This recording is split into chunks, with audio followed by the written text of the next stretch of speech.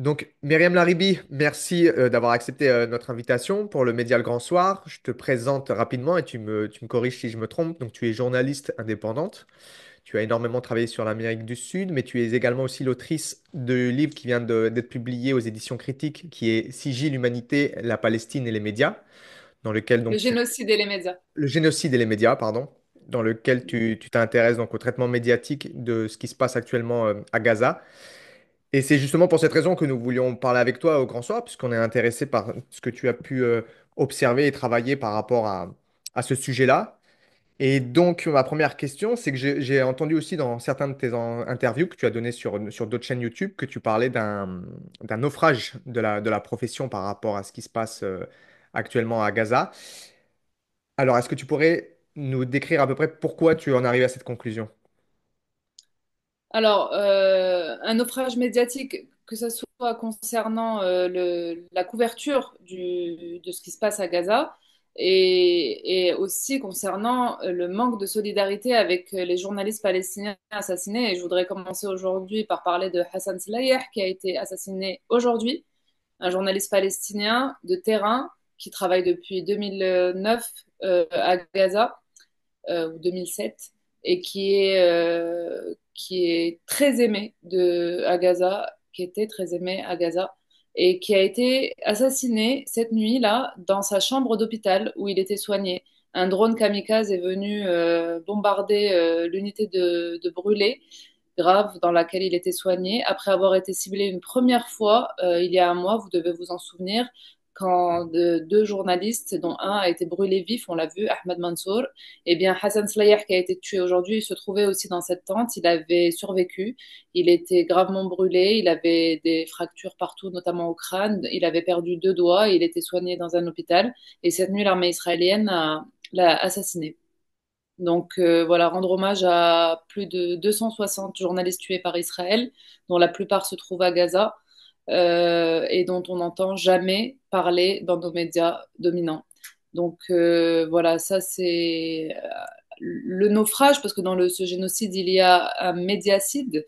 Israël ne veut pas qu'on sache ce qui se passe à Gaza et cible les journalistes. Et là, le gilet presse à Gaza est devenu une cible et non pas une protection.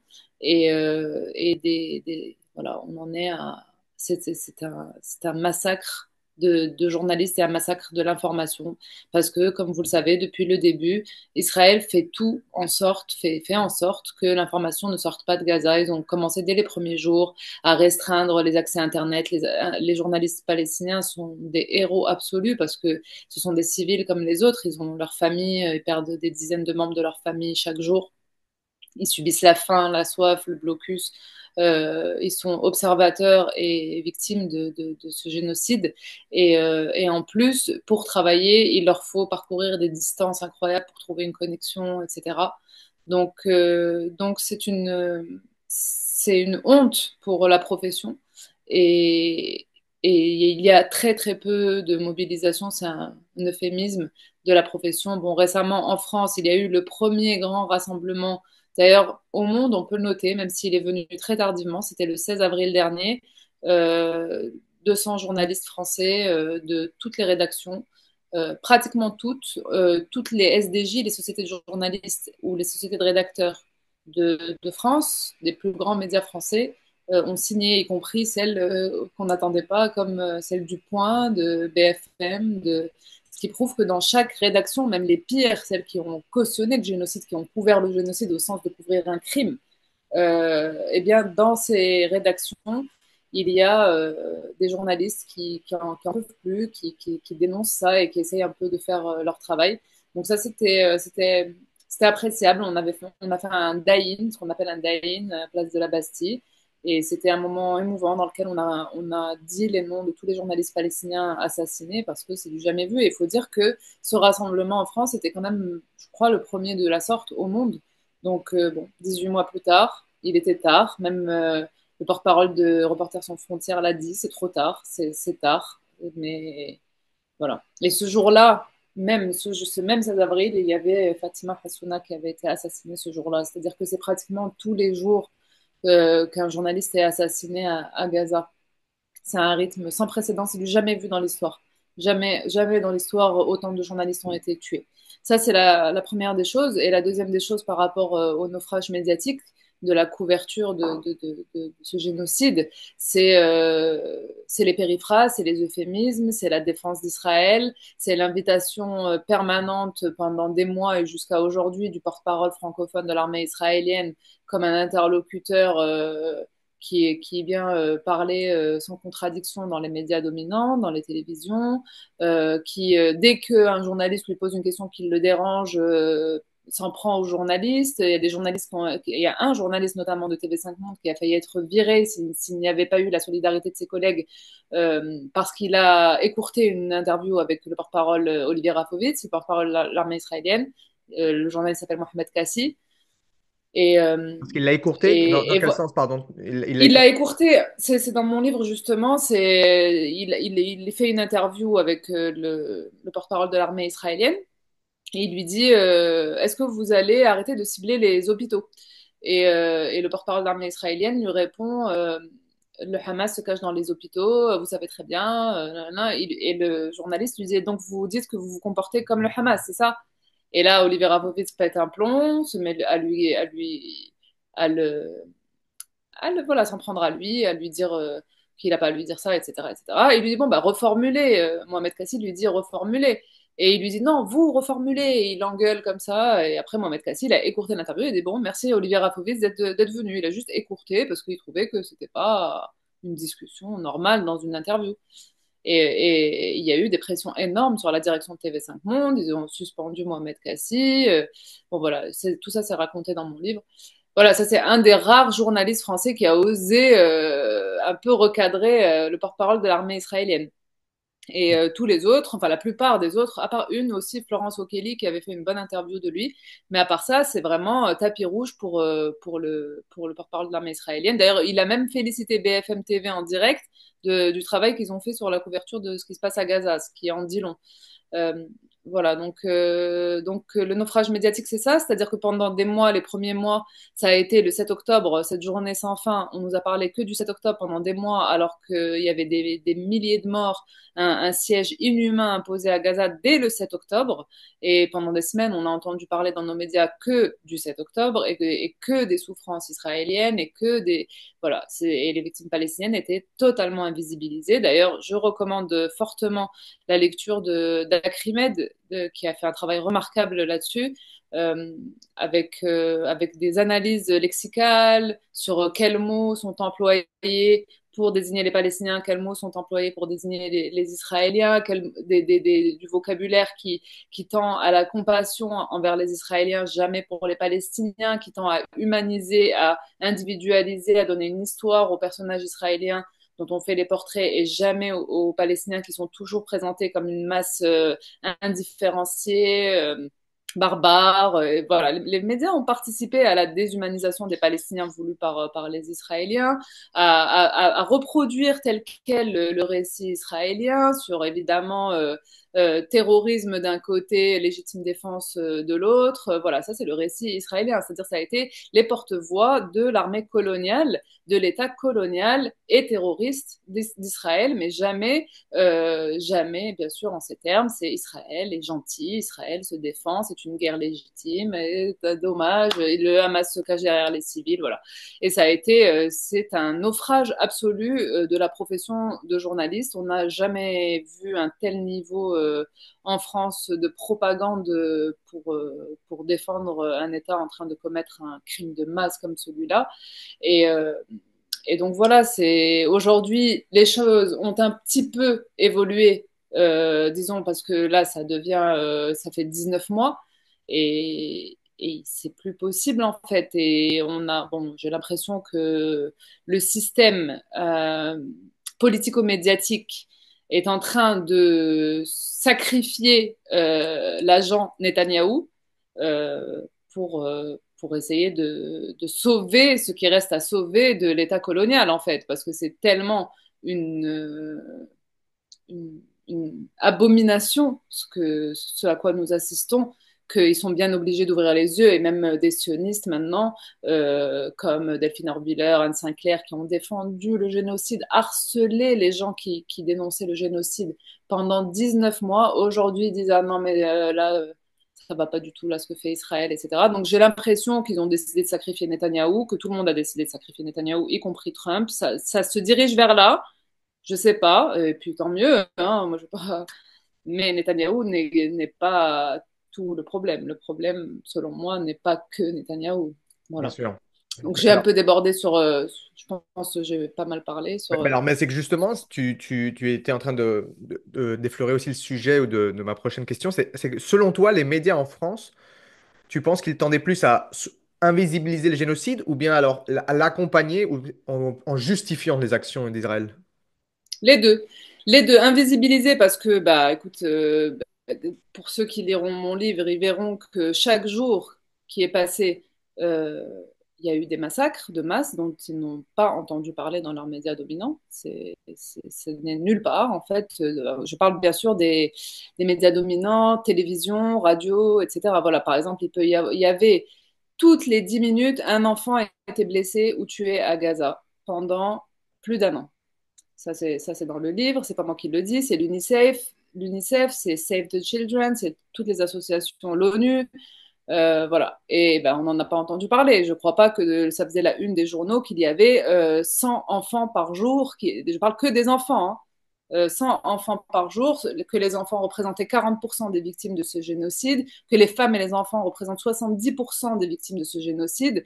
Normalement, si ça avait été une population présentée comme digne de compassion, tous les jours, on aurait eu ça en ouverture de tous nos journaux télévisés. Or, ça n'a pas été le cas. Là, on est vraiment dans la fabrique du consentement de Herman et Chomsky. C'est-à-dire qu'il y a des victimes dignes d'intérêt et de compassion et des victimes pas dignes d'intérêt. Et les Palestiniens ont été présentés d'emblée comme pas dignes d'intérêt et pas dignes de compassion. Donc il y a eu cette invisibilisation, absolument, c'est-à-dire qu'il y avait de quoi faire des journaux complets sur ce qui se passait à Gaza chaque jour. Il y avait des massacres abominables, euh, voilà, sur des populations civiles.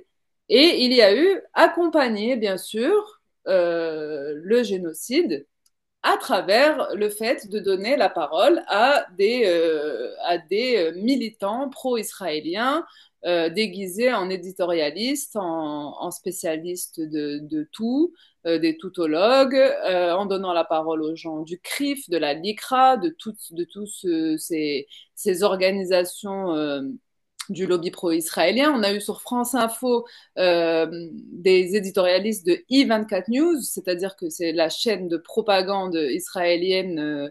Je veux dire, c'est d'un niveau de propagande, mais qui dépasse l'entendement. C'est-à-dire que c'est pro-génocide, mais déclaré. Ce n'est pas Meriem qui parle là. C'est-à-dire que sur I24 News, on a des gens qui ont dit il faut lancer une bombe atomique sur Gaza, se débarrasser de ces gens, j'en ai rien à cirer des 2 millions de Gazaouis. On a entendu des choses comme ça sur I24 News et les journalistes, enfin les journalistes entre guillemets, les présentateurs de I24 News, aucun problème quoi. C'est-à-dire c'est vraiment ça. Et donc on a eu des gens de I24 News qui sont venus euh, dans le service public français sur France Info en tant qu'éditorialiste.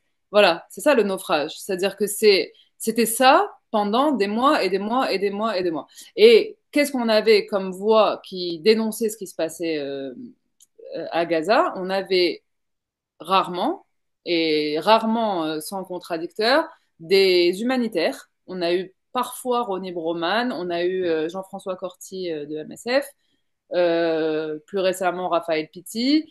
Euh, Très peu, quoi. C'est-à-dire c'était vraiment humanitaire. Voilà. Et puis, donc, cette tendance un peu à présenter la chose comme humanitaire, comme une situation humanitaire, c'est pas une situation seulement humanitaire, bien sûr il y a un drame humanitaire, puisqu'ils ont tout détruit, il n'y a plus d'hôpitaux, il n'y a plus rien, il y a plus à manger, il n'y a plus de soins, il y a plus, tout est fermé, etc. Évidemment, mais ce n'est pas une catastrophe naturelle.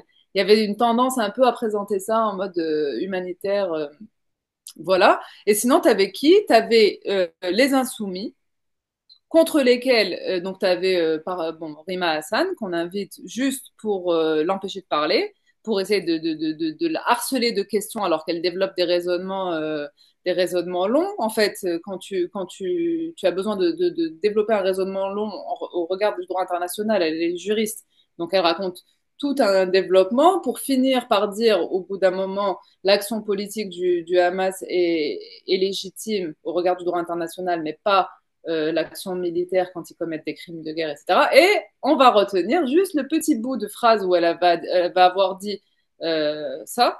Et on va dire, ah bah voilà, soutient le Hamas, c'est pour la diaboliser, pour en faire toute une histoire. Ou alors, je sais pas, Émeric Caron, ou Thomas Porte, ou Mélenchon, etc.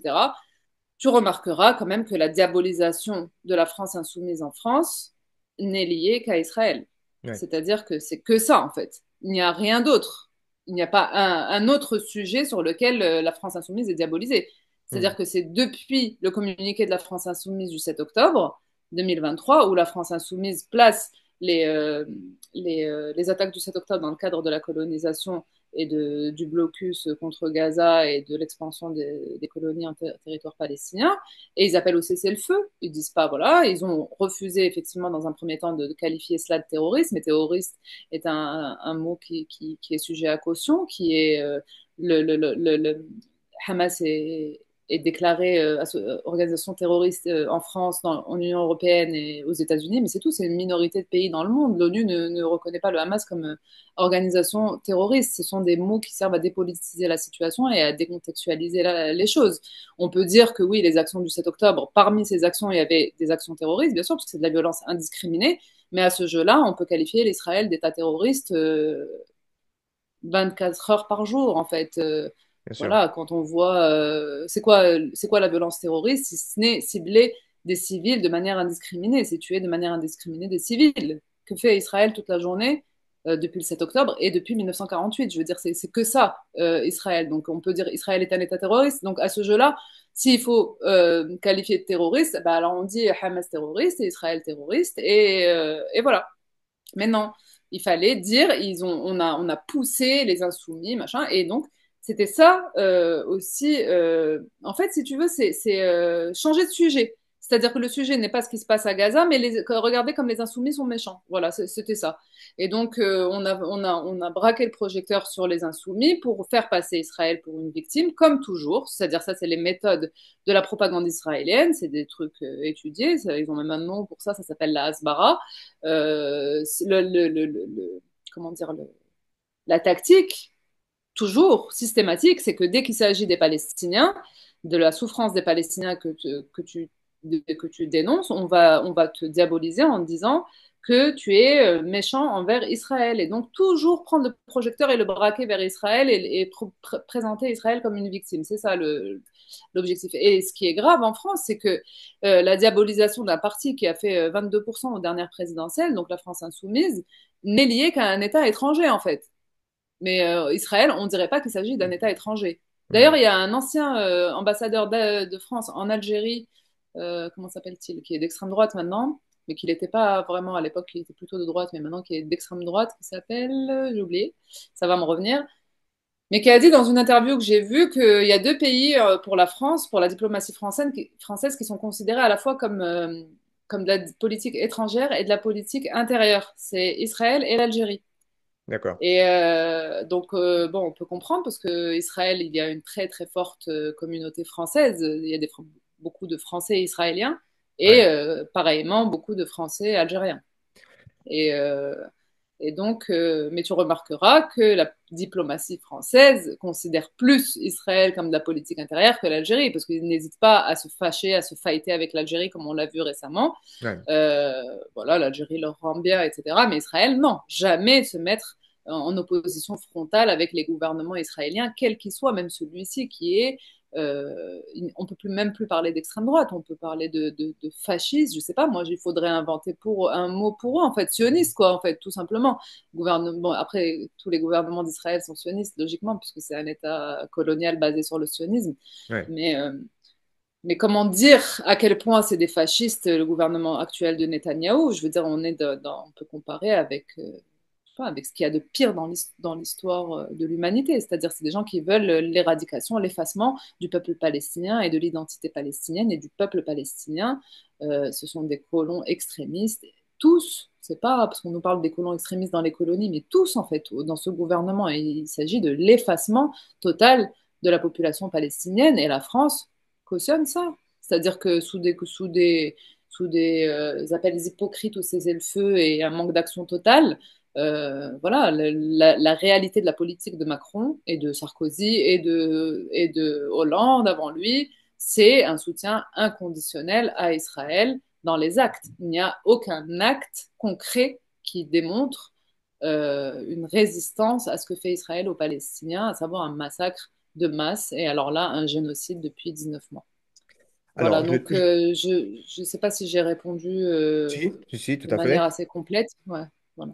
Alors, je le disais en introduction, tu es aussi une grande connaisseuse de l'Amérique du Sud. Alors, est-ce que justement, tu as pu avoir le temps de comparer sur le traitement médiatique qui est fait donc en Occident, mais avec les autres médias dans le monde, que ce soit donc bien sûr ceux d'Amérique du Sud, mais peut-être, donc je pense à Al Jazeera ou même ceux de Russia Today. Est-ce que tu as vu une différence de traitement?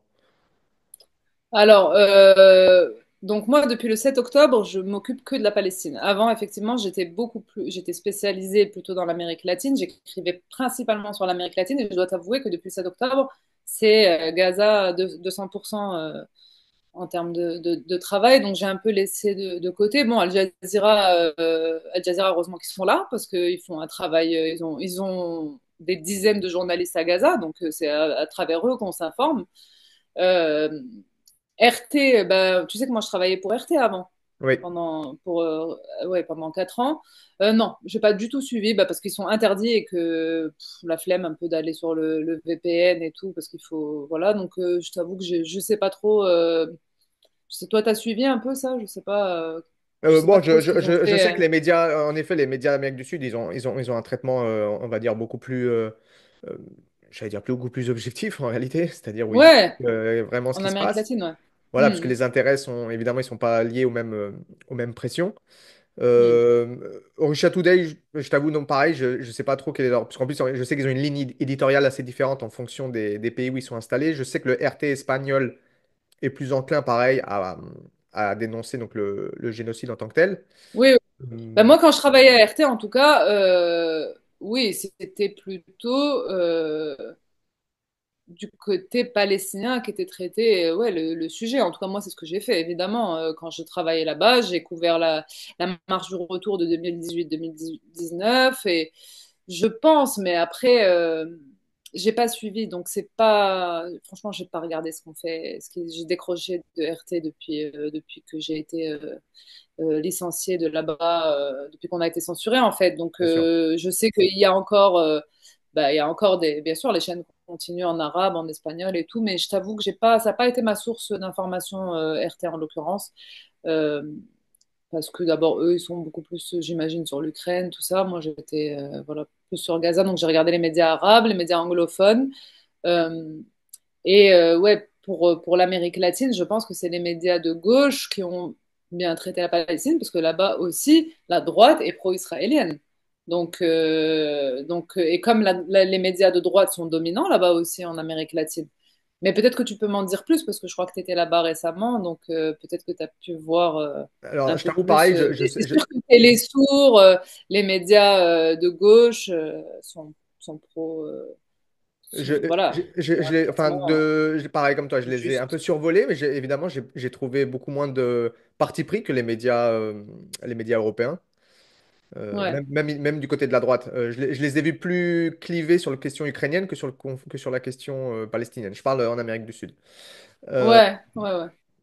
Mais alors, du coup, parce que tu mentionnais la fabrique du consentement, à ton avis, ce traitement médiatique, en tout cas du point de vue français, parce que je sais que dans certains entretiens, tu mentionnais le fait qu'il y avait quand même des journalistes intègres et qui faisaient de la résistance même dans les rédactions des médias les plus puissants. À ton avis, pour ce qui explique la dynamique lourde, c'est plus une pression de quelques points de puissance, que ce soit des chefs de rédaction ou alors des financeurs, plutôt qu'une adhésion d'une grande partie de la classe journalistique au point de vue israélien? Ah oui, je pense que c'est la chefferie le problème. Clairement, c'est la chefferie. C'est pas les journalistes ne font pas le nécessaire par rapport à ce qui se passe à Gaza parce que soit parce qu'ils proposent et qu'on leur refuse et qu'on Ouais, leur dit c'est pas un sujet ou c'est pas non, soit par autocensure parce que ils peuvent, tu sais comment ça se passe dans une équipe comme ça. Mainstream, ils vont dire ah ça va être le gauchiste de l'affaire, le pro-palestinien du groupe, donc il doit y avoir beaucoup d'autocensure. Euh, et puis, ouais, les gens ont peur certainement de perdre leur travail. Et puis, il n'y a pas de répondant au niveau de la chefferie. C'est ça. Il y a vraiment une décision d'invisibiliser les Palestiniens ou de les diaboliser. Je recommande vraiment aux gens de lire Acrimed. Moi, j'ai participé à un article avec Acrimed sur le Parisien, sur le traitement médiatique le traitement du génocide par le Parisien, qui est quand même un journal populaire que tu trouves dans tous les PMU et tout. Et par exemple, j'avais travaillé sur les 2 jours de l'annonce du cessez-le-feu et de l'échange des otages en janvier, tu te souviens? ouais. Et donc, il y avait 2 doubles pages du Parisien sur l'accord de cessez-le-feu. Donc, qu'est-ce qui va se passer? Libération des otages et des prisonniers de l'autre côté, et cessez-le-feu à Gaza, tu vois. C'était quand même l'info la plus importante. Enfin, qui me paraît la plus importante quand tu as 2,3 millions de personnes en cage dans un camp de concentration, c'est quand même qu'il va y avoir un cessez-le-feu. Là, non, donc il y avait 4 pages du Parisien. 3 pages étaient consacrées aux otages. Trois. Donc, c'est-à-dire c'était l'accord sur les otages, alors portrait des otages, leurs familles, les otages israéliens, bien sûr, rien sur les prisonniers palestiniens, sur les otages palestiniens, juste les otages israéliens. Donc, 3 pages consacrées au portrait des otages, à leurs familles, à comment ils vont être libérés, où est-ce qu'ils vont aller, dans quel hôpital, qu'est-ce qu'ils vont manger, qu'est-ce qui va se passer, que dit trucs, muches, machin sur ça. Bon, bref, 3 pages entièrement consacrées aux Israéliens. La 4e page, la moitié de la page, un tout petit article de 4 colonnes sur cessez-le-feu à Gaza, dans lequel on a un seul Palestinien qui s'exprime en une phrase et 2 humanitaires internationales. Et la photo d'illustration de cet article, qui est sur le cessez-le-feu à Gaza, c'est une image d'une manifestation pour les otages à Tel Aviv. Et l'autre moitié de cette 4e page, c'était une pub pour Picard, et qui disait mangez sur le pouce sans que ça vous coûte un bras. Ah ouais, putain, Voilà. macabre. Pour te donner une idée de la Oui, gravité de la ouais, situation. Voilà. C'est juste un exemple, mais que je trouve extrêmement parlant. Voilà. C'est ça. Et je pense que ouais, c'est la chefferie qui décide. C'est les milliardaires au pouvoir qui donnent l'angle. Voilà. Voilà. Mais là, on a eu récemment, tu as bien vu, t'as dû voir à Marianne, un confrère, Quentin Muller, ouais, qui tout à a fait. quitté Marianne euh, par clause de conscience. Ils sont une vingtaine, je crois, à avoir quitté la rédaction, parce qu'il y a une nouvelle rédaction ultra-sioniste, ultra-pro-israélienne composé de de- Oliven, Denis Oliven, je sais plus comment c'est C'est le pas, je prénom. connais pas son nom. Oliven et Evs Fetzel, qui vient de Libération, qui sont pro-israéliens notoires. Bon, il y a Tadei, soi-disant à la direction du journal, mais bon, il m'a l'air assez passif Ouais. et bon, inconsistant politiquement. Je l'avais déjà remarqué d'ailleurs quand il travaillait avec nous à RT. Et, mais bon, les deux là, pro-israéliens, et donc ils ont dit, donc Quentin était le chef adjoint de la rubrique internationale et il a il a communiqué sur son départ et en gros on lui a dit tu vas partir de 2 postulats, il n'y a pas de génocide à Gaza et Israël est une démocratie. C'est ça les postulats.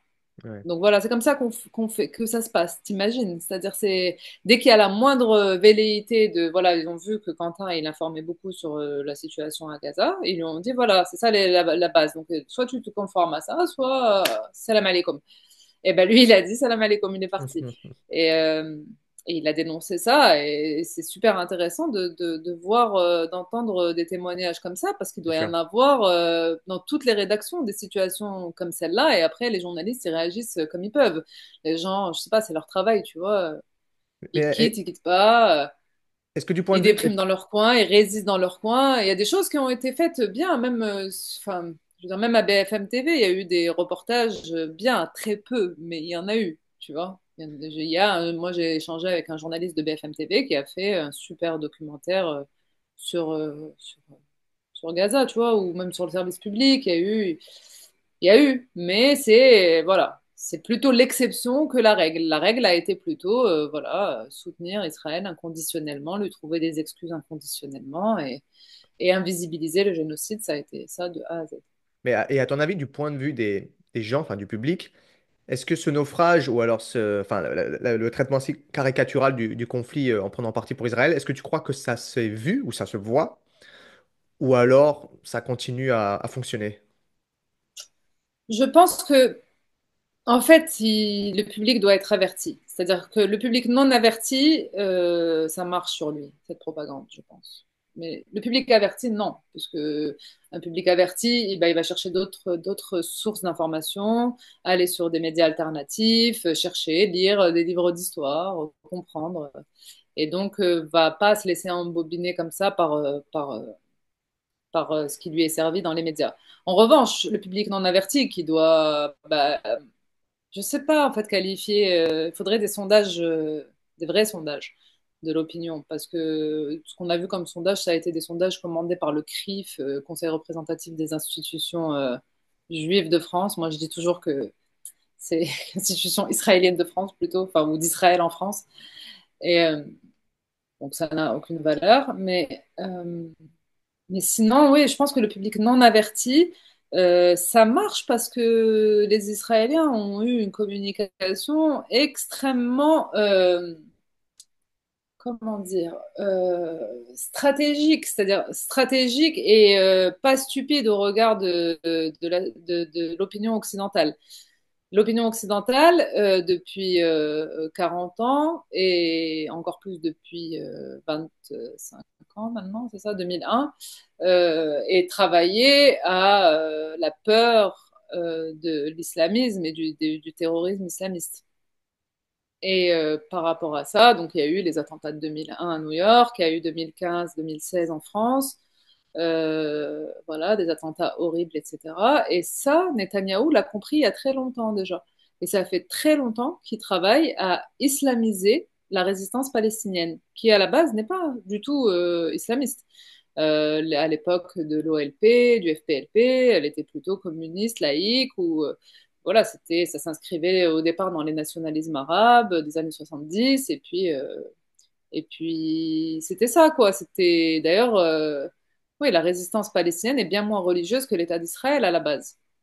Mais Israël a travaillé la société israélienne, palestinienne, la société palestinienne. Israël a travaillé la société palestinienne pour islamiser la résistance palestinienne et aider à l'expansion du Hamas. Ça, c'est pas une vue de l'esprit, c'est pas une analyse, c'est des faits. C'est des faits. Par exemple, vous avez d'ailleurs Haaretz, le journal Haaretz, dès le 9 octobre 2023, rappelle que Netanyahou, en 2019, en mars 2019, à la Knesset, donc la Knesset, c'est leur assemblée nationale en Israël, devant les députés de son parti, le Likoud, dit quiconque veut contrecarrer la création d'un État palestinien doit soutenir l'expansion du Hamas et transférer de l'argent au Hamas. Pourquoi il dit ça?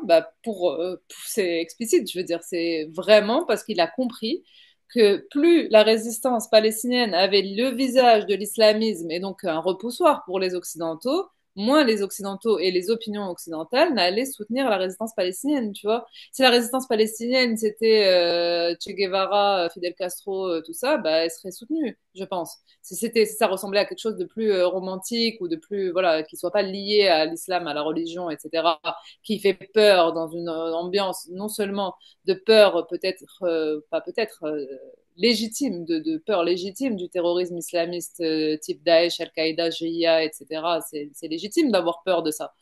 Euh, mais associer ça à la résistance palestinienne n'a absolument aucun sens. Mais pour le commun des observateurs qui n'y comprend pas grand-chose, qu'est-ce qu'il voit derrière le Hamas? Il voit juste la façade, en fait. Il voit des hommes barbus qui, au nom de Dieu, voilà, dirigent Gaza d'une main de fer et commettent des attentats terroristes, c'est tout. Il y a pas, en fait, je pense que chez le commun des téléspectateurs de CNews et de BFM TV, il n'y a aucune différence entre un mec du Hamas et un mec de Daesh. Or, ça n'a absolument rien à voir. Euh, voilà, c'est pas, moi, je ne suis pas du tout sympathisante du Hamas, loin de là. C'est-à-dire, moi, je viens d'Algérie où j'ai dû quitter l'Algérie au moment de la Du décennie terrorisme. noire. Et donc, avec ma mère, ma mère a fui justement le terrorisme islamiste. Elle était elle-même menacée.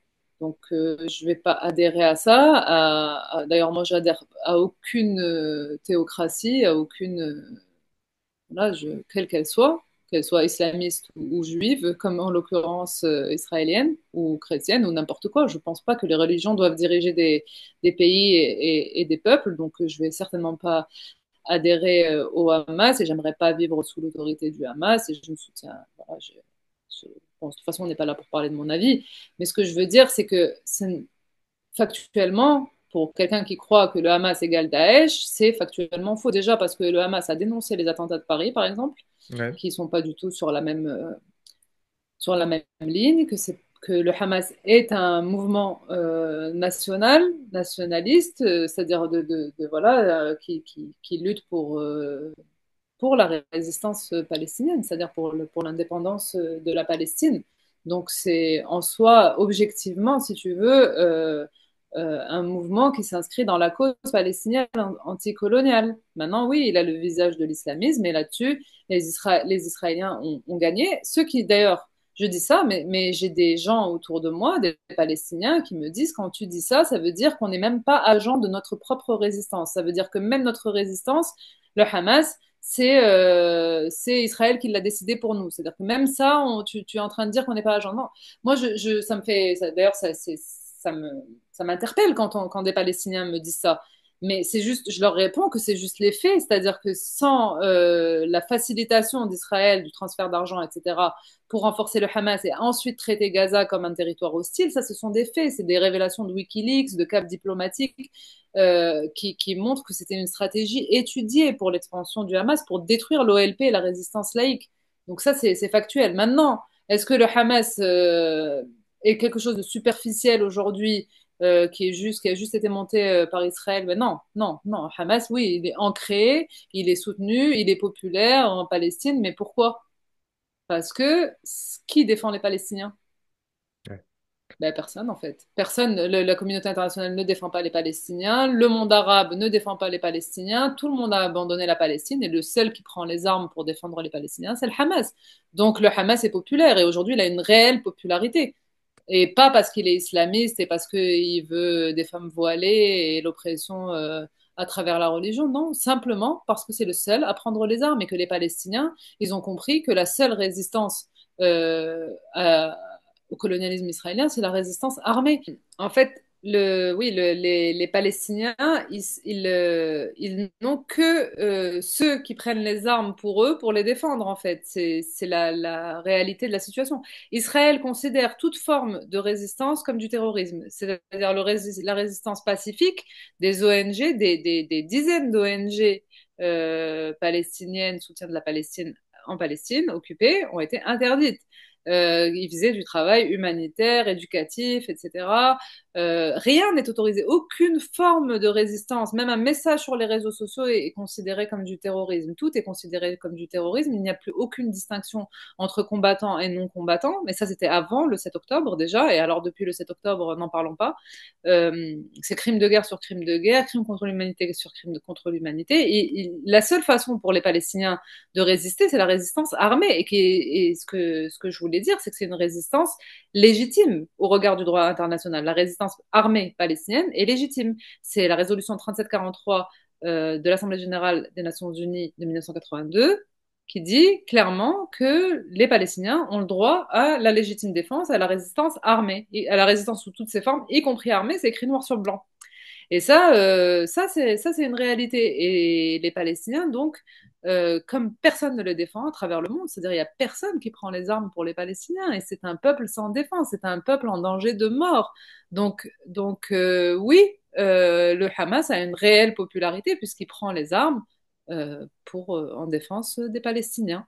Donc oui, il a une légitimité. Maintenant, quand il et une popularité au sein de la population palestinienne, c'est une réalité indéniable. Maintenant, bon, quand il commet des crimes de guerre et des crimes contre l'humanité, notamment lors de l'attaque du 7 octobre, il est hors du cadre du droit international et ça c'est pas acceptable. Mais la violence, en fait, si, quelqu'un m'a dit, et j'ai trouvé cette réflexion pertinente, si on ne veut pas que les colonisés commettent des actes abominables, il ne faut pas les soumettre à des conditions d'existence abominables.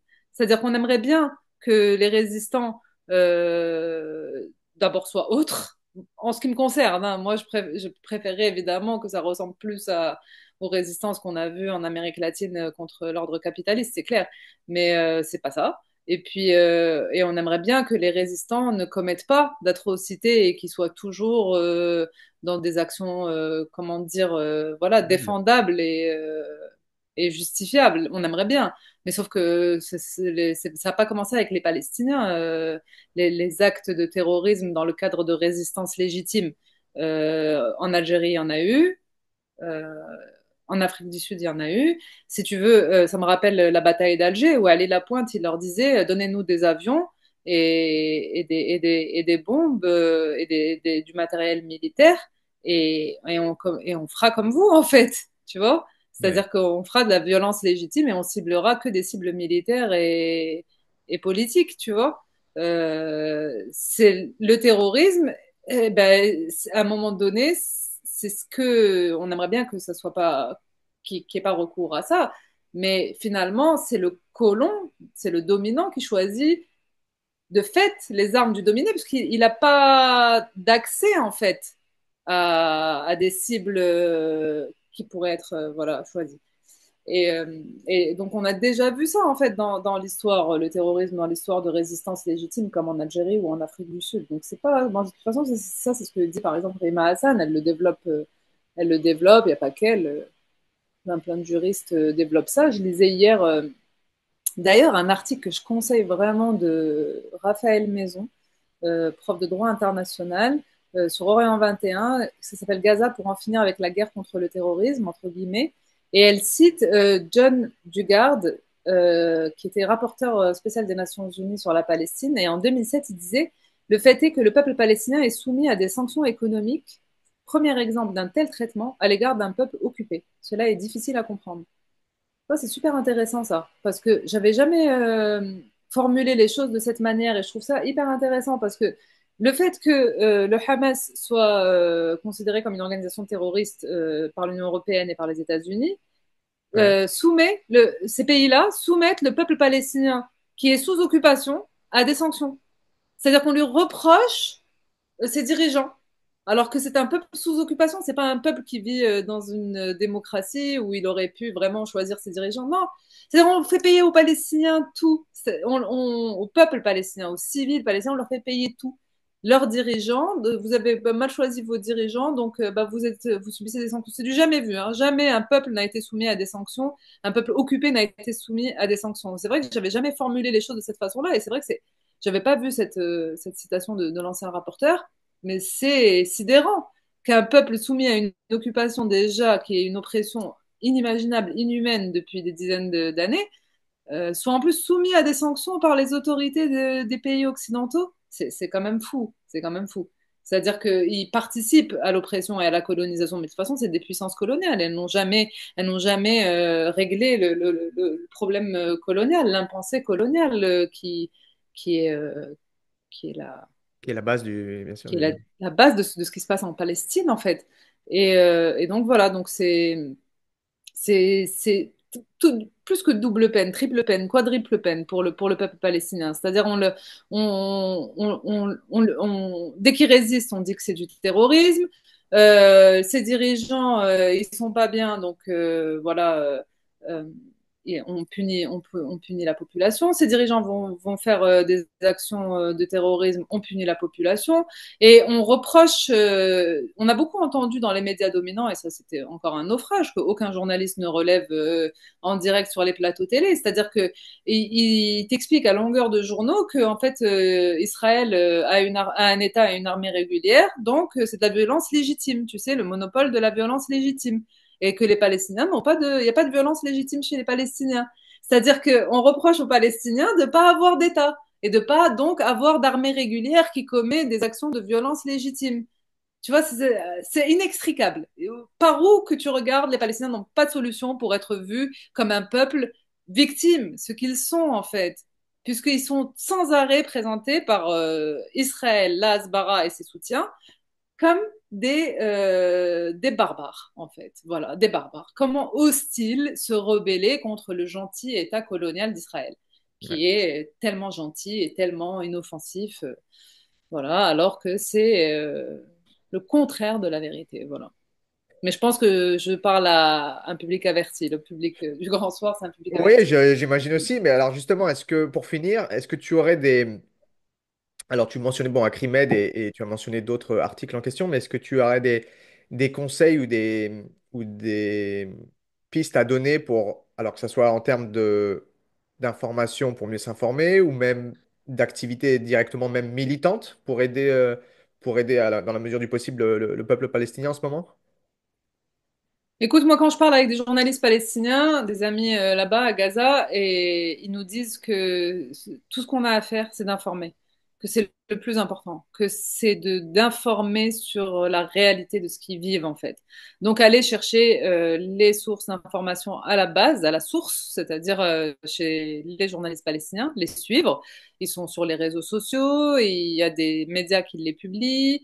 Voilà, moi je conseille évidemment les lectures des médias pour lesquels je travaille, Orient 21 en premier lieu pour les médias francophones, Le Monde diplomatique, Acrimed, Blast, euh, Off Investigation quand ils traitent de ce sujet. Voilà, des médias alternatifs qui font du bon travail d'information, qui ont des relais sur place, voilà, qui fournissent une analyse importante.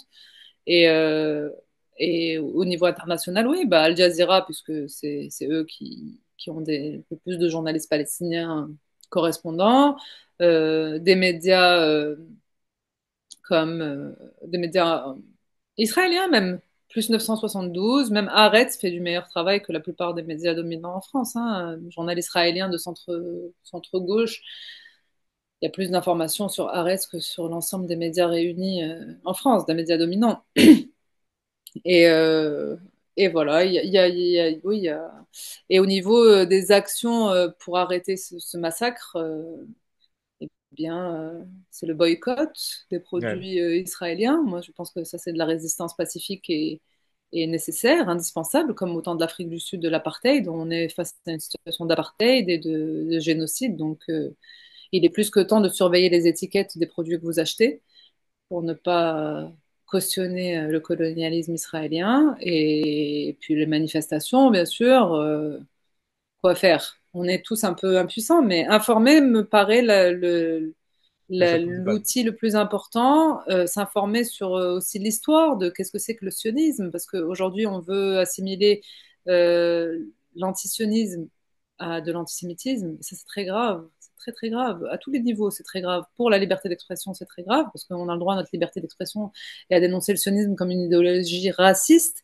coloniale, et dont la mise en pratique est la création de l'État d'Israël, un État d'apartheid, un État qui a pratiqué le nettoyage ethnique depuis le premier jour, qui a pratiqué le terrorisme depuis le premier jour. Qu'est-ce que c'est l'armée israélienne, Sahel, si ce n'est un groupe terroriste qui a réussi, des groupes terroristes d'ailleurs, plusieurs, il y avait la Haganah, l'EI, et le troisième, le nom m'échappe, mais c'est des organisations terroristes juives qui ont réussi et qui sont devenues l'armée israélienne sale, quoi.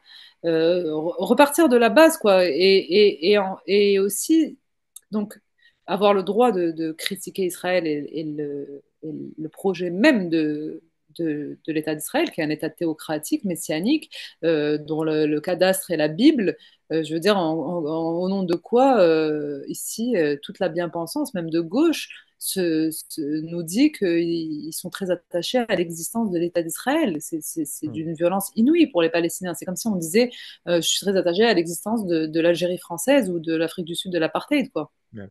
C'est euh, c'est la même chose, hein, c'est reçu pareil. Et d'un autre point de vue, c'est aussi très grave l'assimilation antisionisme et antisémitisme, parce que ça dévoie totalement la lutte contre l'antisémitisme et ça assimile les juifs du monde entier, y compris les juifs de France, aux actions d'Israël. Et pour Ouais. moi, cette assimilation est en elle-même antisémite. C'est extrêmement grave, parce que nous, on suit de très près. Mais les gens qui laissent entendre ça, je ne sais pas s'ils se rendent compte de la gravité de ce qu'ils font en fait, parce que ça veut dire, les gens voient des milliers, des dizaines de milliers d'enfants massacrés, affamés, etc., au nom de la protection, entre guillemets, de l'État d'Israël et du droit à l'existence de l'État d'Israël. Donc si on leur dit que tous ces enfants-là, il y a au moins euh, 40 000 enfants qui ont été tués au minimum, au bas mot, c'est 20 000 sous-estimés de 40%. Donc, on a 1 million d'enfants affamés depuis 19 mois, privés de tout, privés d'école. Donc, les gens qui voient ça, ils disent, ah bon, ça c'est fait au nom des Juifs? C'est ça que tu es en train de me dire, puisque critiquer Israël et le sionisme, c'est critiquer les Juifs, donc être antisémite. Donc, tu es en train de me dire que tout ça c'est fait au nom des Juifs. C'est-à-dire que tous les Juifs défendent ça. Eh ben moi je vais être antisémite, donc puisque ça n'a pas de sens en fait. Mon sens moral est encore à l'endroit. Moi, si tu vois, quelqu'un qui n'a pas les connaissances et la défense intellectuelle, les moyens de défense intellectuelle pour lutter contre cet amalgame ignoble en fait pour les juifs. Moi, je serais juif, je serais scandalisée. Il y a des dizaines d'ailleurs de juifs, des milliers de juifs qui sont scandalisés et qui s'élèvent contre ça.